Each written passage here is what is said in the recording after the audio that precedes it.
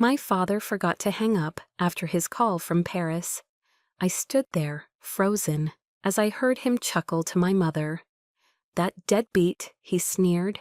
"She's unbelievably stupid." My mother chimed in. "Just act a little pathetic, and she'll sign the house over.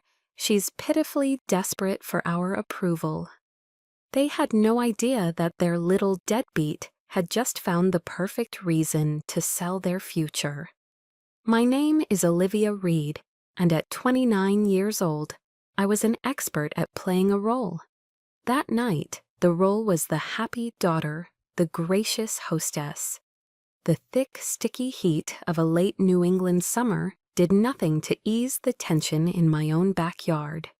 It was Labor Day, and the annual barbecue was underway, not as a celebration, but as another performance. The air, heavy with the scent of freshly cut grass and grilling meat, felt suffocating. My father, Michael, stood guard over the grill, flipping burgers with a permanent scowl etched onto his face. He complained about the price of gas, his voice a low grumble, loud enough for the neighbors to overhear. A familiar soundtrack to our family gatherings. My mother, Brenda, drifted between the guests like a phantom hostess, her hands gesturing expansively. "Our garden has never looked better," she'd announce, pointing to the rose bushes I had spent weeks tending. "And the living room, we just had it repainted." She conveniently omitted the part where I was the we who had paid for the paint, and spent an entire weekend with a roller in hand, my back aching. I forced a smile, my lips feeling stiff and foreign, as I moved through the crowd, refilling pitchers of lemonade.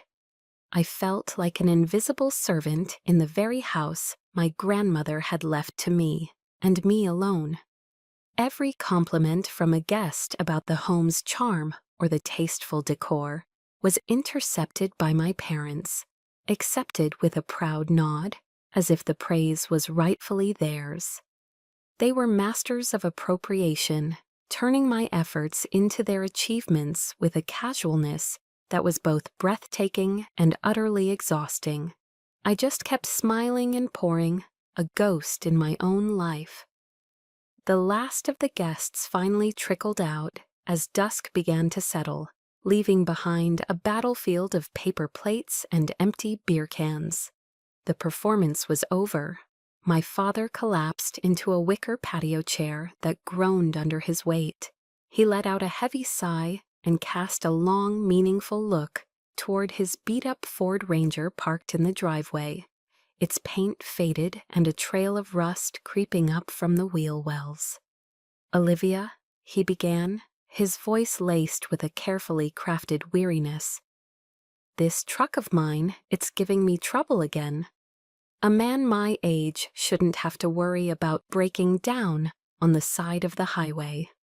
He paused, letting the statement hang in the air. "Dave at the plant, his son just bought him a brand new F-150. A real beauty." My mother, seizing the opening with practiced precision, moved to stand behind me, placing a hand on my shoulder. The weight of it felt less like a comfort and more like a claim. "He's right, honey. You're sitting on a gold mine here," she said, her voice smooth and persuasive. "Just a small home equity loan. It's the least you could do to repay the man who broke his back his whole life to raise you, isn't it?" They said it so matter-of-factly, with such an air of absolute entitlement, it was as if they were asking me to pass the salt at the dinner table, not to leverage my entire inheritance for a vehicle. It was a transaction, pure and simple. My heart constricted. Repay? The word felt like a shard of glass in my throat. I took a deep, steadying breath, fighting to keep my voice even, to not let the tremor of disbelief shake it. "Dad, Mom, I'm sorry, but I can't do that." I looked from his expectant face to her encouraging one. "This house was Grandma's legacy to me. I'm not going to use it as collateral for anything." The change was instantaneous. My father's face darkened, the weary worker mask evaporating to reveal something hard and ugly underneath. He slammed his hand down on the patio table. The empty beer cans jumped and clattered against the glass top, the sound sharp and violent in the quiet evening. "Ungateful," he roared, his voice cracking with rage. "I knew it. You only ever think about yourself. Who do you think got you where you are today? My paltry paychecks, that's who. Your mother working at the checkout until her heels were worn to the nub. You sit here enjoying all this, while your own father drives a piece of junk. You selfish brat." He shoved his chair back, the wicker screaming in protest, and stormed into the house. The screen door slammed shut behind him with a sound like a gunshot. I was left standing in the wreckage of the evening, staring at my mother. She wasn't looking at me with disappointment. It was worse. It was a cold, calculated reproach. "You see, Olivia," she said, her voice devoid of any warmth, "you always know just how to hurt him." She turned and followed him inside, leaving me alone in the encroaching darkness. As night fell, I stood there, surrounded by the remnants of a party that was never for me. His words, ungrateful, selfish, echoed in the silent yard, each one a fresh cut. My gaze drifted from the messy table to the living room window, and my eyes landed on the framed diploma hanging on the wall inside. My honors degree, and with a crushing weight, the memory of the night I received it came rushing back, tasting like ash. The memory, triggered by the diploma on the wall, was always the same. It played back in the dreary gray tones of a Boston May, the kind of day that promised spring but delivered only a lingering chill. My college graduation. I had worked 3 jobs for that day, juggling shifts at a diner, a campus library, and a retail store. I'd sacrificed countless nights out with friends, my social life shrinking to the size of a textbook. All for the moment I would walk across that stage. Dressed in an ill-fitting polyester graduation gown, I scanned the vast sea of faces in the auditorium, my heart a nervous drum against my ribs. I searched for them, my eyes aching from the effort. The 2 folding chairs I had saved early that morning, marked with a makeshift sign, remained stubbornly empty. The ceremony began, the speeches droned on, and a slow, cold dread began to seep into my bones, heavier than the humid air. When they finally called my name, Olivia Reed, summa cum laude, a wave of pride mixed with profound loneliness washed over me. I walked onto the stage, shook the dean's hand, and accepted the rolled-up parchment. My smile for the camera felt brittle, a fragile mask over a hollow core. I walked back to my seat, my chest tight. It was only as the ceremony was winding down, as the final procession of students began to file out, that they finally appeared. My parents materialized at the back of the auditorium, looking bored and out of place. My mother, Brenda, clutched a cheap bouquet of carnations, their edges already browning and wilted. My father, Michael, was in the middle of a jaw-cracking yawn, not even bothering to cover his mouth.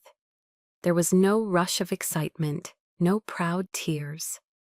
"The traffic was just awful," my mother said when they reached me, her voice flat, offering the excuse without a hint of an apology. "Besides," she added, gesturing dismissively at the dispersing crowd, "it's all just a formality anyway." A formality. 4 years of my life, distilled into a formality. Instead of the nice restaurant I had dreamed of, the kind with white tablecloths and quiet celebration, my father drove us to a loud and sticky-floored TGI Fridays on the outskirts of the city. The only celebratory atmosphere came from a dozen TVs bolted to the walls, all blaring a Red Sox game. The air smelled of stale beer and fried appetizers. We were seated in a cramped booth, the vinyl cracked and peeling. My father ordered a tower of beer for himself and immediately launched into a litany of complaints about his work week, about his boss, about the ache in his back. He then turned his attention to me, his gaze falling on the diploma I had placed carefully on the table. He gestured to it with a flick of his wrist, as if it were a piece of trash. "So what are you going to do with that thing?" he asked, his tone dripping with skepticism. "You think that makes you special? The real world needs people who work with their hands, who do actual labor, not a bunch of kids who only know theory." My mother nodded in fervent agreement, as always. "Your father's right, Olivia. Now you're starting in the real world. I just hope all those years of college haven't made you forget the value of $1. They treated my achievement not as a milestone, but as a liability, a frivolous indulgence that had somehow made me less prepared for life. They ordered a bottle of the cheapest champagne on the menu to toast the occasion. My father fumbled with the cork, and when it finally came free, it didn't pop. It just hissed, a weak, pathetic sigh of escaping air that perfectly mirrored the deflation of my own spirit. The single bubble that rose in my glass and vanished was the ghost of my joy. I drank the sweet, cloying liquid and felt nothing but a rising tide of resentment. That night, I ended up alone on the cold concrete steps of my dorm building, clutching my diploma like a shield.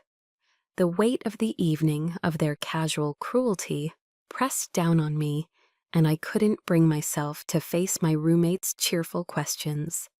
The emptiness I'd felt on stage had metastasized into a deep, aching humiliation.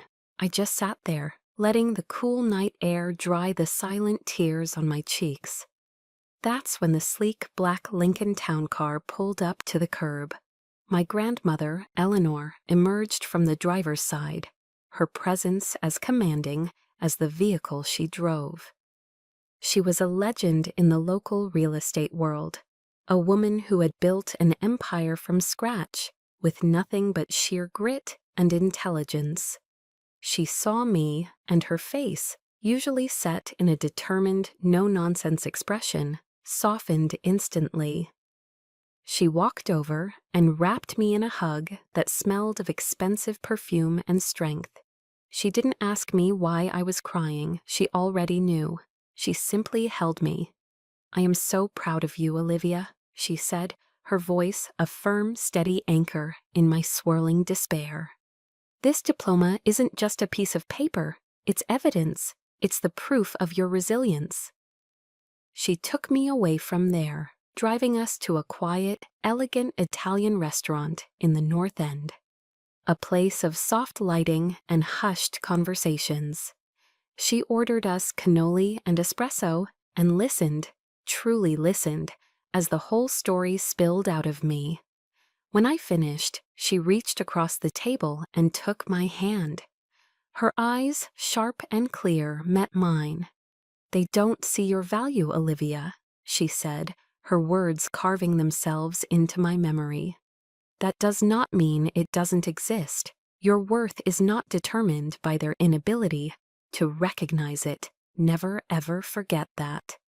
Her words were more than a comfort. They were a lifeline, pulling me from the depths of my own self-doubt.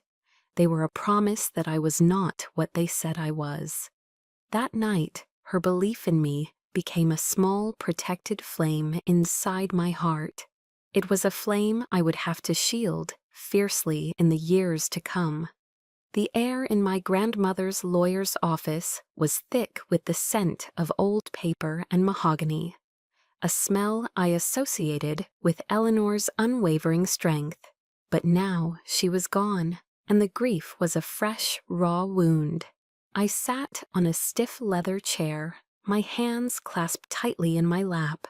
My parents, Michael and Brenda, sat beside me, their faces carefully arranged into masks of solemn sorrow, but their eyes betrayed them. Beneath the performance of grief, there was a glint of undisguised anticipation. They were vultures waiting for the feast to be announced. The lawyer, a sharp, composed woman named Laura Collins, adjusted her glasses and cleared her throat. The rustle of the document was the only sound in the room as she read through the legal jargon. My parents leaned forward, almost imperceptibly. When Laura reached the most critical section, the entire room seemed to hold its breath. All real property located at 12 Cypress Hill, along with all associated assets, she read, her voice steady and clear. I bequeath to my sole granddaughter, Olivia Reed, unconditionally. A dead silence descended upon the room, so profound I could hear the frantic beat of my own heart. It was broken by a sharp, strangled intake of breath from my mother. I glanced over. My father was frozen, his face a mask of disbelief, turning to stone. Laura continued, stating that they were to receive $20,000, a paltry, almost insulting sum compared to the immense value of the estate. The air crackled with their silent fury. The drive home was suffocating. Not a single word was spoken, but the car was filled with their resentment. It was a tangible thing, pressing in on me from all sides. I braced myself for the explosion, for the accusations of manipulation, for the rage, but it never came. Instead, something far more insidious happened. The next day, the switch was flipped. My phone rang, and it was my mother, her voice dripping with a sweetness I hadn't heard in years. "Olivia, sweetie," she cooed. "I was thinking we should all go over to the family's house this weekend. You know, to clean up a bit. We need to make it feel warm and welcoming again." The family's house. The words were chosen with surgical precision. Then came my father, the man who had never uttered a single word of praise. To my face was now boasting to the neighbors over the fence. "That's my girl, Olivia," I heard him say one afternoon. "Smart, capable, got a good head on her shoulders, just like her grandmother." The praise felt like a foreign currency, counterfeit and worthless. They began moving their things into the house, not with permission, but with an assumption of right. They claimed the master bedroom, the largest in the house, pushing my belongings into a smaller guest room. They rearranged the furniture to their liking, treating me not as the rightful owner, but as a lucky child who had been granted a favor, a guest in my own home. Their invasion grew more brazen by the day. One afternoon, I came home to find my cherished collection of vintage vinyl records gone from the living room shelves. "Oh, that old junk," my mother said breezily when I asked. "They were just cluttering up the place, honey." The next week, I heard the buzz of a chainsaw. I ran outside to see that my favorite maple tree, the one that had stood in the yard for decades, was being cut down. My father stood supervising, arms crossed. It was blocking the view, he stated, as if that was the only justification needed. When I finally protested, my voice shaking with a mixture of anger and disbelief, they presented a united front. "There are no boundaries in a family, Olivia," they said in unison. "Don't be so petty and count every little thing." I felt like I was drowning, the walls of my own home closing in. I made an appointment with Laura Collins. She listened patiently as the story tumbled out of me, her expression a mixture of sympathy and steely resolve. When I finished, she looked at me with her sharp, intelligent eyes. "Olivia, the will is ironclad. This house is 100% yours. They have no legal claim, none whatsoever." She leaned forward, her voice dropping to a serious, deliberate tone. "Be careful, greed can turn people into monsters." Her words hung in the air, long after I left her office. They were not just a warning, they were a prophecy. I knew then that their invasion of my space was only the beginning. The monster of their greed was just waking up, and it would soon demand to be fed. That summer, the monster of their greed, as Laura Collins had predicted, began to stir. It started subtly. My parents began talking about their trip of a lifetime, a 3-month tour of Europe. The idea was floated casually at first, woven into dinner conversations. Glossy travel catalogs appeared on the kitchen table, left open to pages showcasing the canals of Venice and the Eiffel Tower in Paris. They would sigh wistfully, speaking of ancient castles and quaint villages, as if they were distant, unattainable dreams. I thought nothing of it, assuming it was just idle fantasy. The kind of thing people talk about when they browse the internet late at night. I was wrong. The campaign began one evening as I was washing dishes. My mother came and stood beside me, her expression carefully arranged into one of gentle melancholy. Her eyes were watery.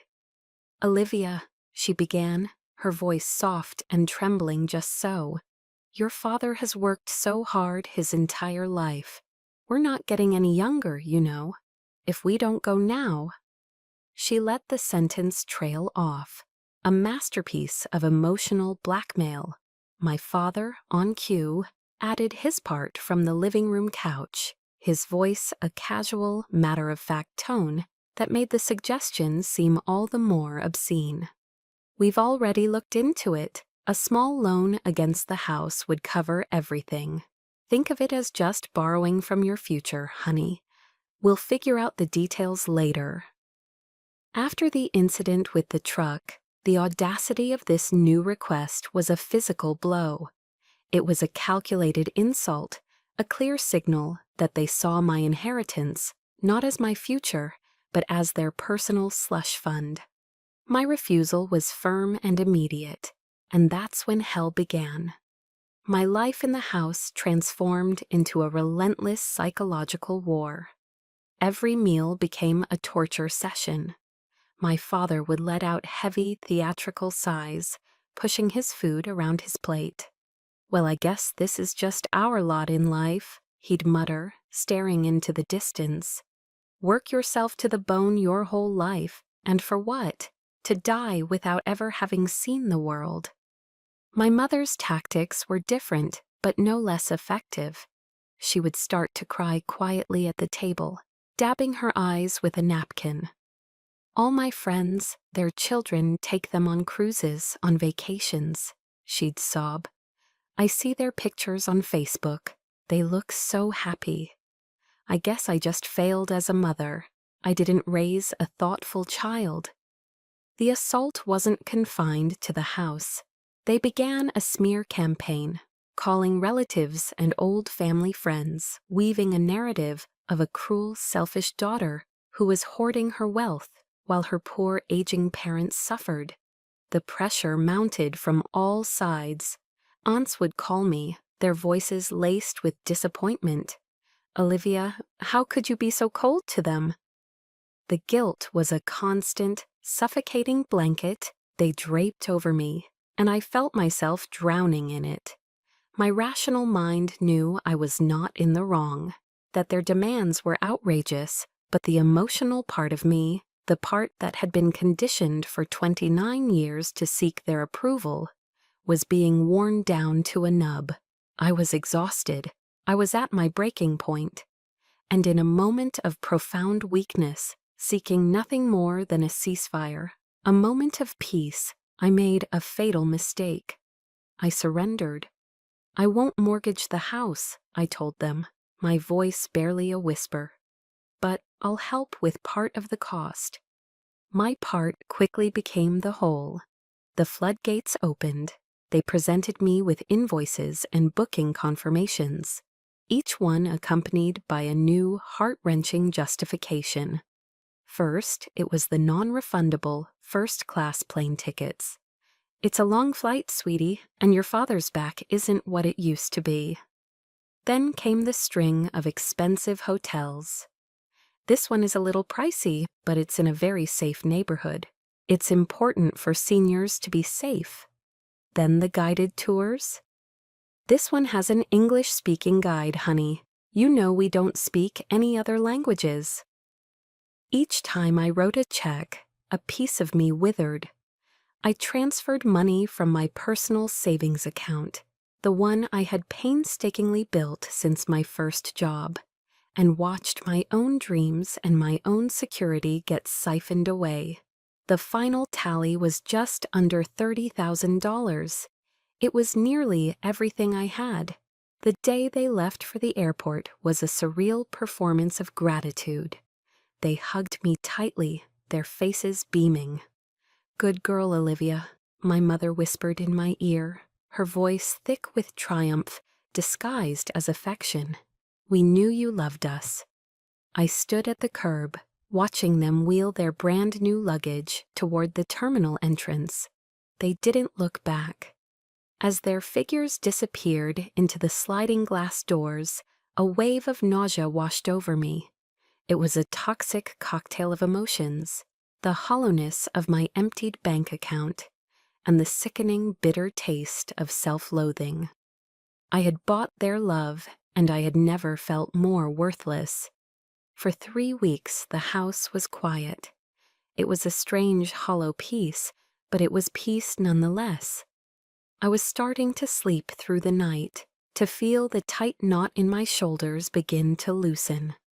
I was rediscovering the rhythm of my own life. The quiet was broken by the most mundane of things.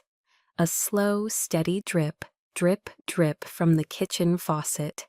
An annoyance, nothing more.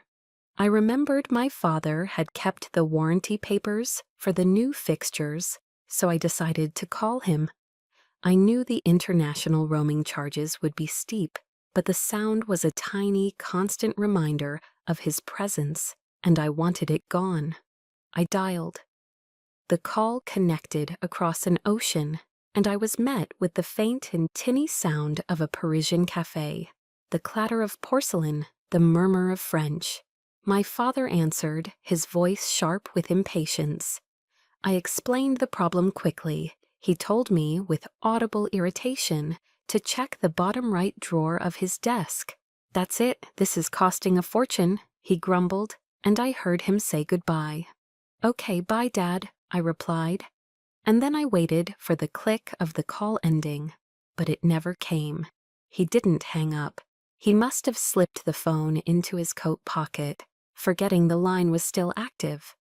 I was about to disconnect when I heard her voice, clear as a bell, cutting through the cafe noise. My mother. "Was that her again, calling to bother you?" Brenda's voice was laced with a familiar, weary irritation, the tone she used when talking about a chore she despised. And then I heard a sound that made the blood freeze in my veins. My father's chuckle. It wasn't a laugh of amusement, it was a short, sharp, ugly bark of contempt. "Yeah, the little deadbeat," he sneered. "Always something. You have to admit, though, she's unbelievably stupid." I stood frozen in my kitchen, the phone clamped to my ear. The world seemed to tilt and shrink until it was only the tiny speaker. My own heartbeat thundered, a frantic drum against the sudden, terrifying silence in my mind. My mother's laugh joined his, a high-pitched conspiratorial sound. Just act a little pathetic and she opens her wallet right up. It's pitiful how desperate she is for our approval. Then my father's voice turned serious, the mocking tone replaced by cold, hard calculation. "When we get back, we need to play this harder. Find a way to get her to sign over the deed to the house. Her weakness is that she still wants us to love her. We just have to keep pressing that button." My world didn't just crack, it shattered. It imploded into a million tiny, sharp-edged pieces. The carefully constructed reality I had been living in, the one where I believed that deep down, somewhere they loved me, was annihilated in an instant. Every sacrifice, every check I'd written, every moment I'd swallowed my pride to keep the peace, it was all a lie, a transaction in which I was the fool. My hand was shaking, but with a surge of ice-cold adrenaline, I lurched toward my home office desk. My movements were clumsy, robotic. I fumbled for the old landline phone, punched the button for the speaker, and hit the record function on the connected answering machine. I had to. I needed proof of this insanity. I listened for another few minutes as they talked about a croissant, completely oblivious. And then, finally, the line went dead. The silence that rushed back in was deafening, heavier than before. I slowly lowered the phone. For a long moment, I just stood there, staring at nothing. Then the tears came. But they weren't the hot, salty tears of grief or humiliation. These were different. They were cold, born from a furnace of rage that had just ignited in my gut. Every last lingering illusion I had about my family, every desperate hope for their love, died in that moment. It was an execution. It's a strange, powerful moment when that happens, isn't it? The moment the pain doesn't just hurt anymore, it becomes fuel. The instant you realize that the tears you're crying are not for what you've lost, but for what you're about to do. Deadbeat, stupid, desperate for our approval. They were no longer insults, they were my new coordinates, the blueprint for my liberation. In the cold, quiet aftermath of their betrayal, a decision formed, not in my head, but in my very bones. It was hard and sharp and unshakable. The debt had just been called in, and it was time for the little deadbeat to collect. The rage didn't burn out, it crystallized. By morning, the grief and shock had been replaced by a cold, diamond-hard clarity. There was no more room for tears. There was only room for a plan.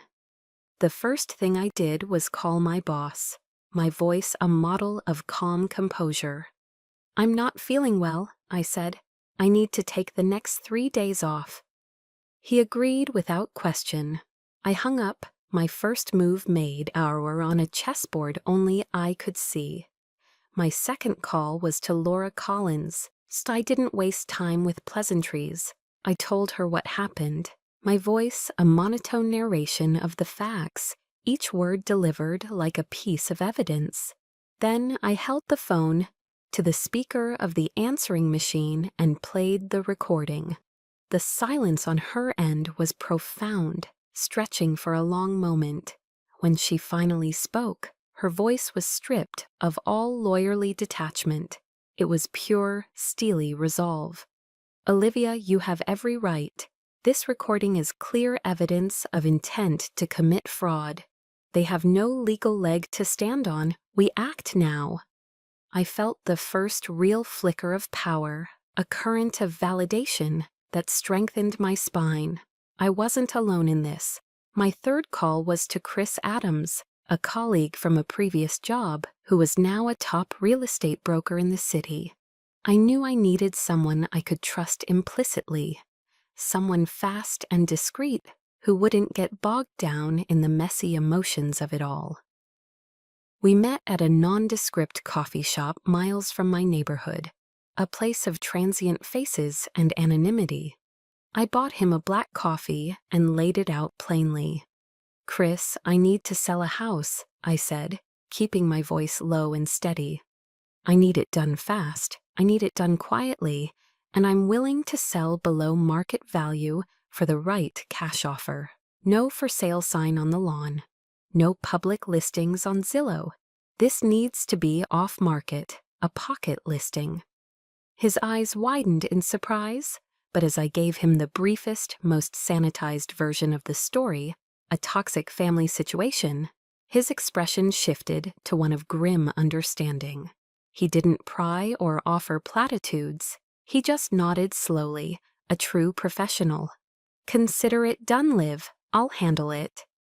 With my allies in place, I returned to the house. The anger had given me an astonishing level of focus, a kind of hyper-aware lucidity that felt like a superpower. I sat at my laptop and created a new Excel spreadsheet. The file name was simply Exodus. I built it with methodical precision, creating 5 tabs: to-do list, assets, new contacts, budget, and timeline. The plan took shape with every keystroke, a fortress of logic against the chaos of their betrayal. First, a new sanctuary. I went online and found a temporary furnished apartment for rent in Worcester, a solid hour's drive from Boston. It was a different world, a place where no one knew my name. Close enough to manage things, far enough to be invisible. I paid 3 months' rent up front with my credit card, a definitive, non-refundable step. Second, a clean slate. I drove to a different bank, a credit union I had never used before, and opened a new checking and savings account under my name alone. I walked to my old bank and withdrew every penny, transferring it to the new untainted account. I then signed up for a new phone number online, a prepaid plan with a fresh start. Third, securing my history. I went back to the new bank and rented a safe deposit box. One by one, I placed my life's most important documents inside its cold metal confines. My passport, my birth certificate, my college diploma, and most importantly, my grandmother's original will and the deed to the house. Each action was a brick being laid, a wall being built between my future and their greed. I was sealing myself off from them, piece by piece. The final and most difficult task was to surgically remove my life from the house. I bought 2 packs of colored sticky notes, blue for what was mine, pink for what was theirs. I walked through each room, a silent arbiter of my own past, my footsteps echoing in the quiet house. Blue sticker on my favorite reading armchair.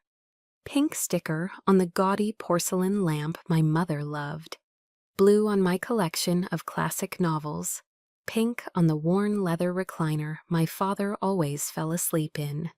The TV remote clutched in his hand. Every pink sticker felt like a small act of defiance, a reclaiming of space. Their things were no longer part of a home. They were just objects, artifacts of a life that was now over. I saved their bedroom for last. It smelled of my mother's cloying perfume and my father's stale cigars. As I sorted through the clutter on a nightstand, my fingers brushed against a small silver picture frame.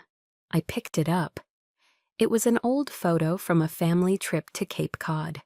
A much younger version of me, maybe 5 or 6 years old, was perched on my father's shoulders.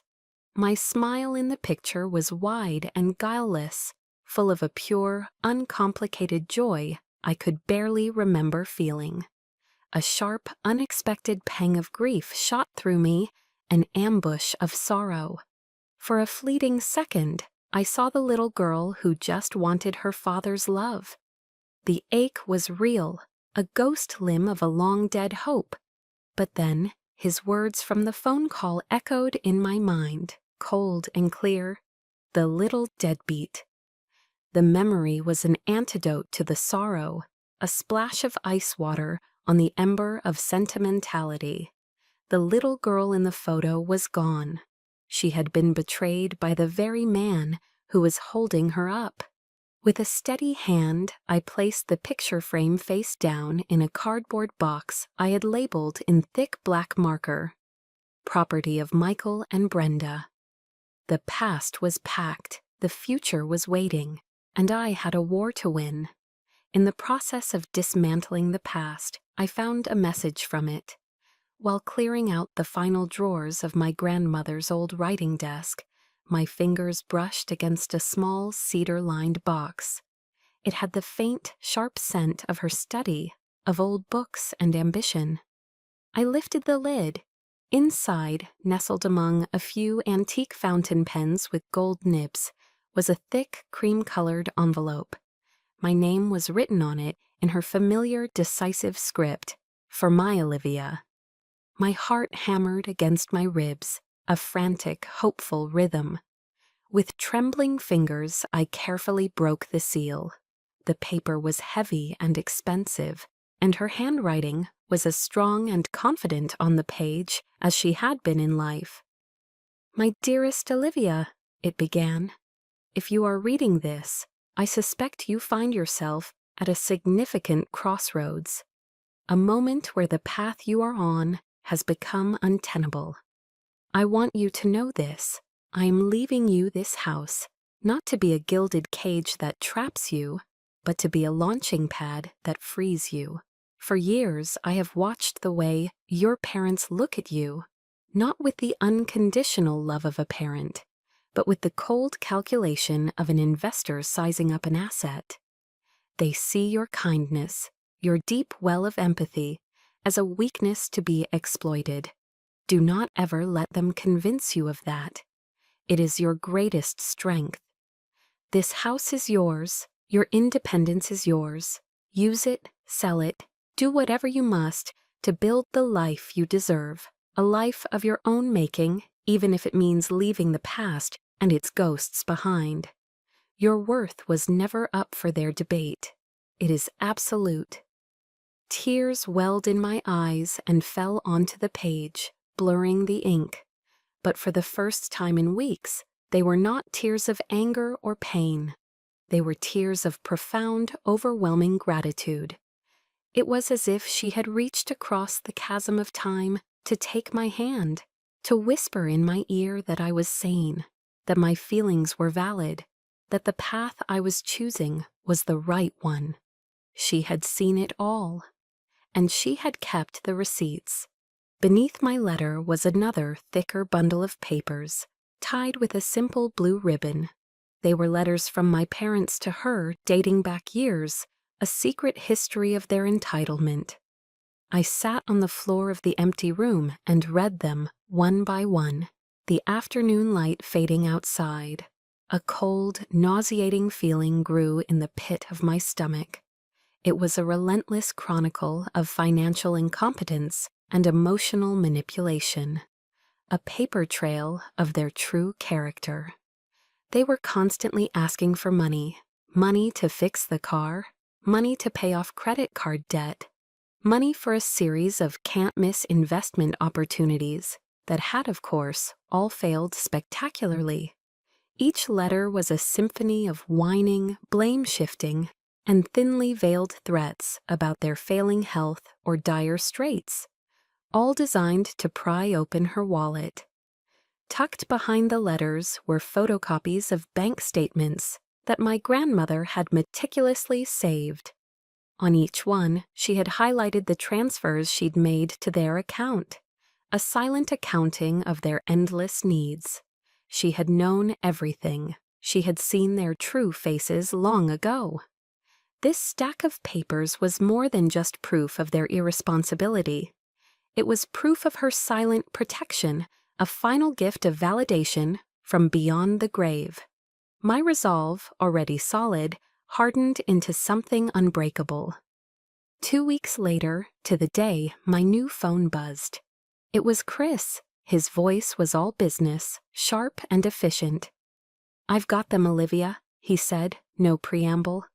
"A doctor and his wife, relocating from California. They just sold their practice, they're flush with cash. They love the neighborhood and want a fast, clean transaction. They're offering $915,000, all cash, no inspection contingency." It was a phenomenal offer, more than I had dared to hope for. It was a clean cut, a surgical removal. "Yes," I said, my voice steady, betraying none of the wild relief that was flooding my system. "Tell them yes." The closing took place the following week at Laura's downtown office. The atmosphere was professional, quiet, and blessedly sterile. I sat at a long, polished conference table across from the buyers, a pleasant-looking couple whose faces shone with the excitement of a new beginning for them and for me.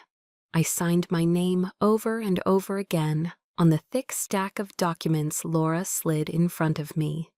With each stroke of the pen, I felt another invisible chain breaking, the ink severing a tie to my old life. There were no parents here to hover, no passive-aggressive comments, no suffocating sense of obligation, only the quiet, professional hum of a life-altering transaction. When the last paper was signed, the wire transfer was confirmed. Laura printed a copy of the confirmation, then slid a cashier's check across the table to me. I picked it up. The sheer weight of it, the crispness of the paper, felt unreal. I stared at the number printed in stark black ink, a number that represented more than just money. It represented freedom. It was the sound of a door slamming shut on the past and a new one creaking open to the future. An almost dizzying wave of relief washed over me, so potent it nearly took my breath away. The immense, crushing weight I had carried on my shoulders for so many years, the weight of their expectations, their disappointments, their endless needs, it all just vanished. I was untethered, I was light, I was free. The check was in the bank. The plan was in motion. There was no turning back. On Saturday morning, precisely 2 days after the closing, an unmarked moving truck pulled into the driveway of 12 Cypress Hill. There was no flashy company logo on its side, just plain, anonymous white paint. I had orchestrated everything with the cold precision of a general, commanding a silent strategic operation. Operation Exodus was executed with a swift, quiet efficiency that I directed myself, a clipboard in hand. The two-man crew was professional and asked no questions, their faces impassive as they followed my color-coded system. Everything with a blue sticky note, my books, my clothes, my favorite reading chair, the few pieces of furniture that were truly mine, was carefully wrapped in moving blankets and loaded onto the truck. This was my life, being carefully segregated and prepared for its journey to the new anonymous apartment in Worcester. Everything with a pink sticky note, which constituted the vast majority of the house's contents, was handled with the same professional care. My father's worn leather recliner, my mother's collection of porcelain dolls with their dead, glassy eyes, their oversized bedroom set, their entire transplanted existence, it was all professionally packed into sturdy cardboard boxes. But this cargo wasn't going to the dump or a donation center. It was being transported to a climate-controlled storage unit across town.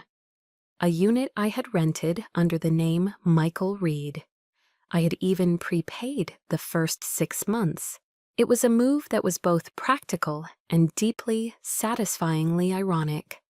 I wasn't a monster seeking destruction. I was just a meticulous executor of my own liberation. I was giving them exactly what they had given me, a transactional relationship. Before the movers cleared each room, I took photographs with my phone, documenting the process with the dispassionate eye of an insurance adjuster. I took a before shot with all the furniture in place and an after shot of the bare, empty space. I time-stamped them and emailed the entire album, dozens of photos, to Laura's secure server, creating an unassailable record of the day's events. There would be no room for their lies, no space for them to claim I had been reckless or destructive. When the last box was loaded and the truck rumbled away, I walked through the empty house one final time. The silence was different now. It wasn't hollow anymore. It was clean. The rooms felt larger, brighter, echoing with potential. There was no lingering scent of my mother's cloying perfume in the master bedroom. No echo of my father's angry sports commentary from the living room. The house had been exorcised of its ghosts. It was just a house again, a beautiful, empty vessel, waiting for its new, hopeful owners. It was scrubbed clean of my past, a blank slate, and it felt wonderful. My last stop was the kitchen. I stood in the center of the vast, empty room, the place where so many tense meals had been eaten, so many ultimatums delivered. The afternoon sun streamed in, glinting off the polished granite countertops that had once been the stage for their drama. This was where the final message had to be left. I took a single, bright yellow sticky note from my pocket. With a thick black Sharpie, I wrote 4 simple words, words that they had given me, words that I was now returning to sender with chilling accuracy. The deadbeat did this. It wasn't an explanation. It wasn't an apology. It was a statement of fact, a final definitive answer to their betrayal. I owed them nothing more, certainly not a lengthy letter detailing my pain. This was more powerful. I placed the note squarely in the middle of the cold granite island. Beside it, I left 2 things, a single, shiny key to the storage unit and a crisp folded letter from Laura's law firm. The letter was brief and formal, notifying them that the contents of a unit rented in Michael Reed's name would be considered abandoned and auctioned off by the facility if not claimed within 30 days of the date, postmarked on the envelope I would later mail. That was it. My work there was done. I walked out the front door for the last time, not with sadness, but with a profound sense of purpose. I locked the door behind me, a door to which I no longer had a key. I dropped the new owner's keys into the mailbox for their realtor to collect later that day. I got into my car, turned the ignition, and pulled away from the curb. In my rearview mirror, the image of the house on Cypress Hill, my grandmother's house, my former prison, grew smaller and smaller, until it was just a shape against the skyline. Then it was gone. I did not look back. I drove the hour to Worcester, the highway stretching out before me like a promise. I pulled into the parking lot of my new apartment building. It was smaller, more modest, an anonymous brick building that promised nothing but peace. But it was entirely, completely mine. That night, I slept in a new bed, in a new city, in a new life. And for the first time in more years than I could count, I slept deeply, dreamlessly, without a single knot of anxiety in my stomach. The final toxic cord had been severed. The war was over. All that was left was to wait for the losers to realize they had been defeated. The peace in my new apartment in Worcester lasted for 10 days. 10 days of quiet mornings, organized closets, and the simple, profound joy of existing without judgment. And then, exactly as predicted, the storm broke. My old phone, which I had kept charged in a drawer for this very purpose, began to vibrate itself into a frenzy. I let it go to voicemail every time. The messages were a predictable, pathetic symphony of escalating panic. The first few were laced with confusion. "Olivia, honey, it's Mom. We're home. The key isn't working. Call us back." Then came the anger. "Olivia, what the hell is this? Where is everything? Call me back now." This one was from my father, his voice a distorted roar of fury. Then came the messages that were a chaotic duet of his rage and her theatrical sobbing. Finally, the threats began. "You ungrateful brat, we're going to the police. We'll sue you for everything you have." I listened to each message with a strange sense of detachment, a scientist observing a chemical reaction. I calmly saved each audio file, numbered them, and emailed the entire collection to Laura Collins with the subject line, Phase 2. Then I turned the phone off. The next day, they showed up at my office. I had anticipated this.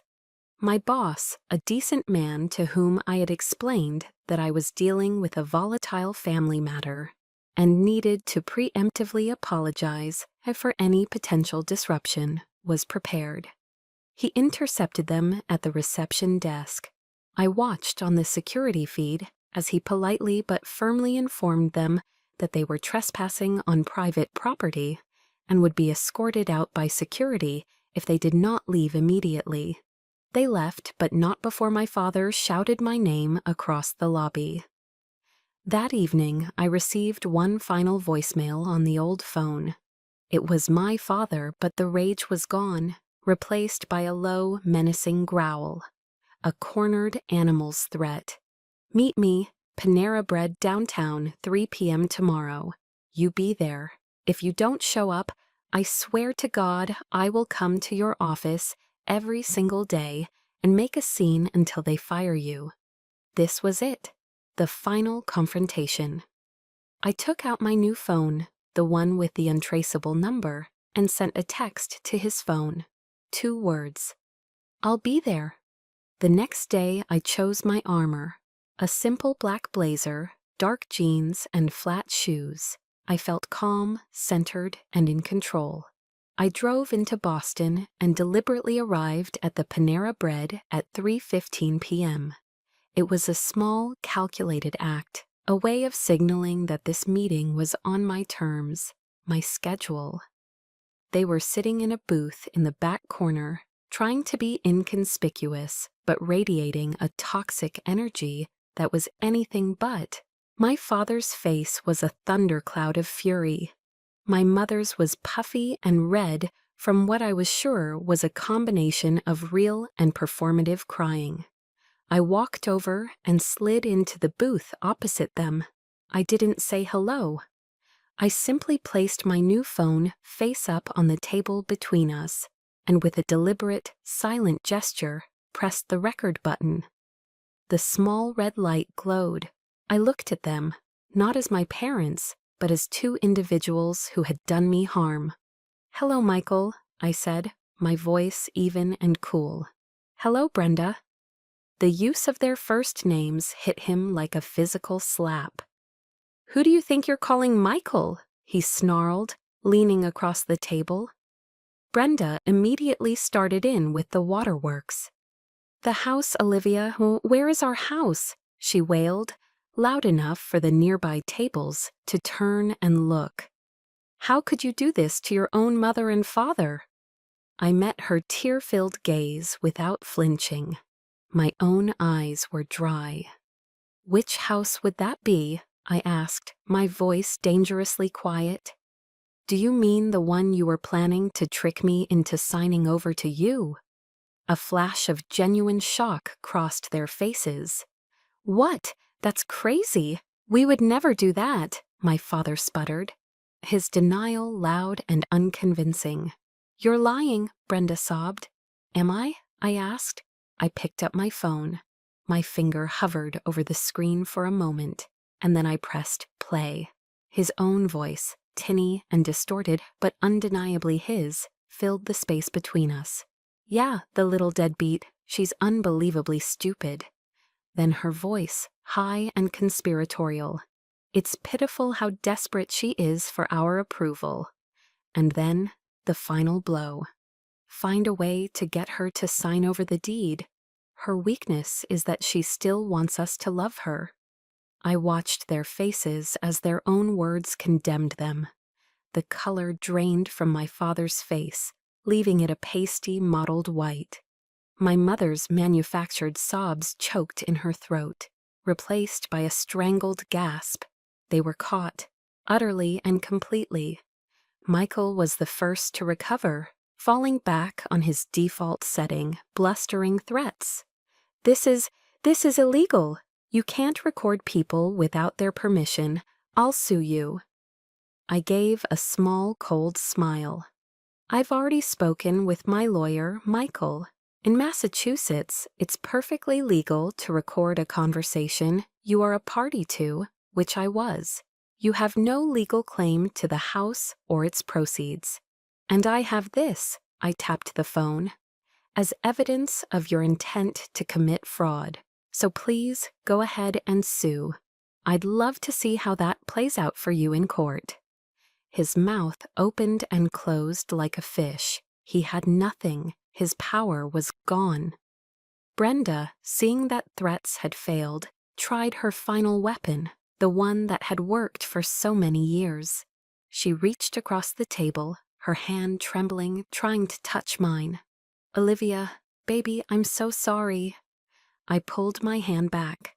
I cut her off, my voice as sharp and final as a slammed door. No. I stood up, my chair scraping softly against the tile floor. I looked down at them, at these two diminished, pathetic people who had held so much power over me for so long. This is the last time we will ever speak, I said, each word a carefully laid stone in the new boundary wall around my life. Do not contact me. Do not come to my work. Do not try to find me. If you do, you will be hearing from my lawyer. Good luck with the storage unit. I turned and walked away without a second glance. I didn't run. I walked calmly through the crowded cafe, past the families and students, and out into the bright afternoon sun. I left them there, sitting in stunned silence in a cage of their own making, their poison finally, blessedly, neutralized. The silence that followed the confrontation at Panera Bread was absolute. They never contacted me again. The storm had passed, leaving behind a clean, quiet shore. 6 months after that day, I was living in Atlanta, Georgia. The humid southern air felt a world away from the biting winters of Boston. It was a deliberate choice, a move toward warmth, both literal and metaphorical. Using a portion of the money from the sale of the house, I bought a small, charming townhouse in the Virginia Highland neighborhood, a place with tree-lined streets and a quiet, creative energy. It had a small patch of a backyard, just big enough for a garden.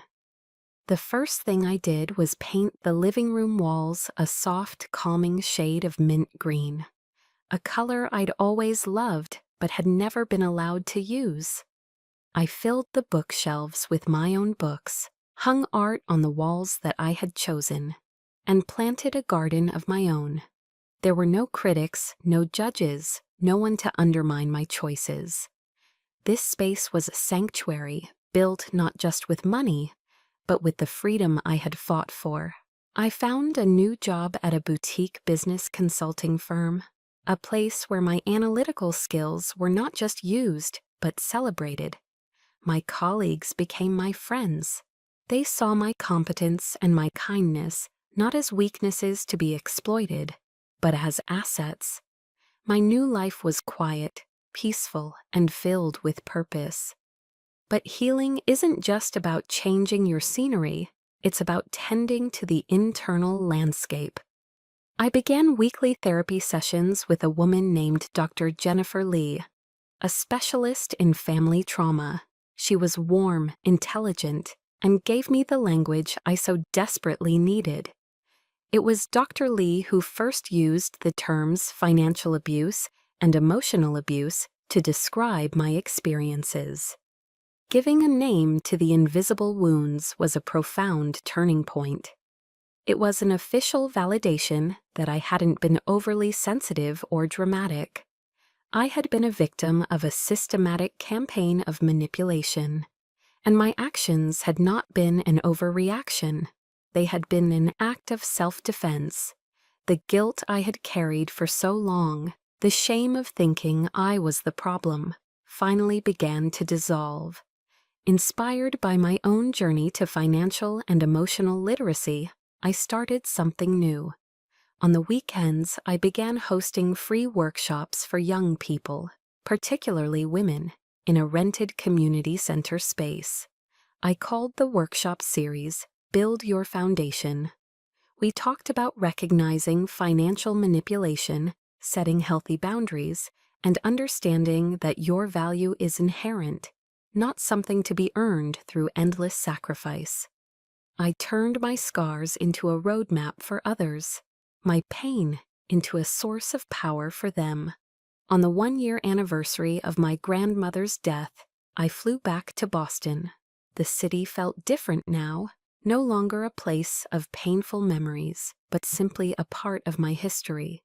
I drove to the cemetery and found her grave, a simple, elegant stone of gray granite set beneath a sprawling oak tree. I had brought a large bouquet of white peonies, her favorite flower, their lush, full blooms, a symbol of prosperity and honor. I knelt on the soft grass and placed the flowers gently on the stone. The name Eleanor Vance was carved deep and clear. "Thank you, Grandma," I whispered, my voice quiet in the peaceful air. "Thank you for believing in me, and thank you for giving me the strength to finally believe in myself." In that quiet moment, I had a final, clarifying realization. The heaviest burden I had ever carried wasn't the financial responsibility or the emotional labor. It was the crushing, hopeless effort of trying to earn a love that should have been given freely. It was a race with no finish line, a debt that could never be repaid. Now I was free from that burden. I had my friends, my colleagues, my chosen family, who loved me for who I was, not for what I could provide. I had finally found my true home, not in the bricks and mortar of a house, but in the quiet, unshakable sanctuary of self-respect and peace I had built for myself from the ground up. My journey has finally found its peace, a foundation built not of brick and mortar, but of self-respect. I hope my story can serve as a reminder of your own strength, a boundary you successfully set, or one you are gathering the courage to build. If there is one thing I have learned, it is this: your worth is not a negotiation, it is a fact. I found so much comfort in knowing I wasn't alone. If you feel comfortable, please share one thing you learned from your own journey in the comments below. Your story could be the validation someone else desperately needs to hear today. Thank you for listening.